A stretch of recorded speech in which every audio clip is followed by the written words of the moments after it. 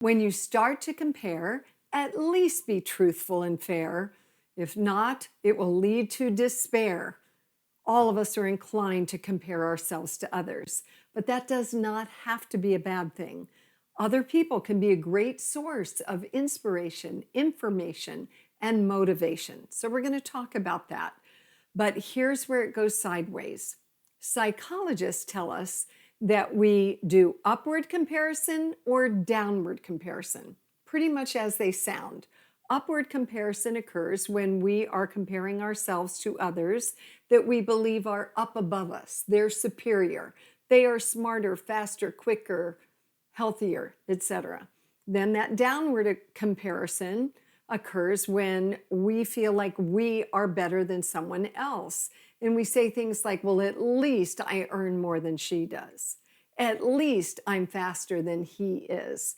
Now, the thing about upward and downward comparison is that we are rarely dealing with truth.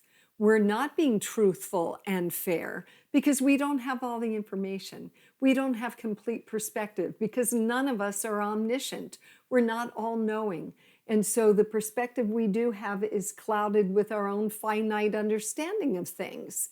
Better that we let other people be that source of inspiration, information, and they lead us and guide us along our own journey and become a source of improvement, or we take on the task of helping to lead and guide others and be a resource for them. One other danger where we still have to be truthful and fair is when we compare ourselves to ourselves. Often one of the best things we should do if we're progressing along in life, we want to be just a little bit better today than who we were yesterday.